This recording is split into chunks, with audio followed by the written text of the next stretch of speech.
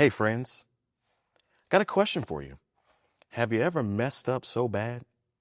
Like building something for your wife and you cracked something? Anyway, I'm not telling on myself, but let's talk about the foundation.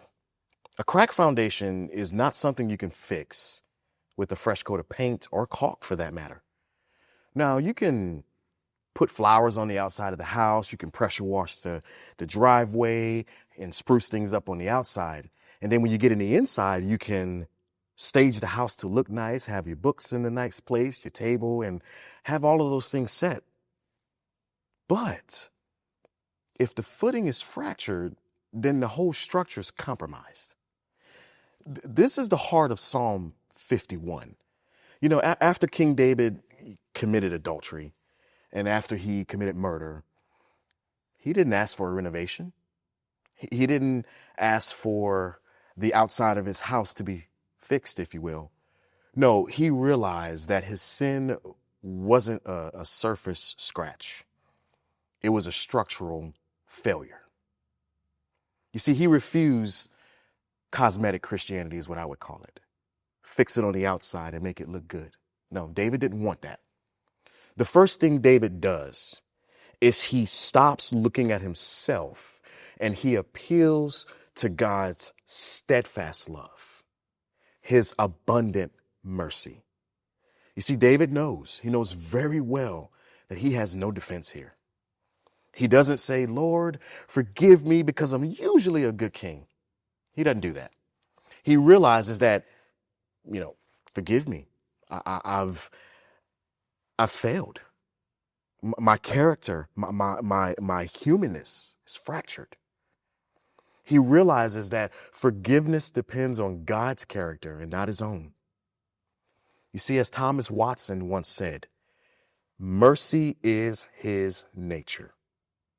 So with that being said, we need to stop bringing our fancy resume to God, and we need to approach God and bring our needs to him.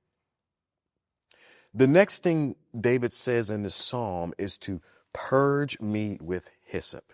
Now, I'm not going to get into what hyssop is, but I will tell you that this isn't just a poetic phrase. Hyssop was used in purification rites and also in the Passover. And what it does is it signifies that guilt requires atonement. Let me say that again. Guilt requires atonement, not just an apology. So David then asked God to create in me a clean heart. He's using the word create, which amplifies and it implies to create anew, to create a new heart, to make it brand new. Not just a repair job, stuff that the handyman does when he fixes your washer. He isn't asking for self-help, or he's not writing a book on self-help. He's asking for a resurrection. So he knows while that his behavioral modification changes what we do, but only God can change what we desire. So finally, David, he looks forward. He says, then I will teach transgressors your ways. Notice the order of the psalm. He first comes the cleansing, getting rid of all the gunk, the dirt, if you will. Then comes the usefulness. How can God use me? Or how did God use David? You see, God restores David not just to make him feel better, but to make him a living witness. His place of shame became his platform for mercy. So shame does something to us.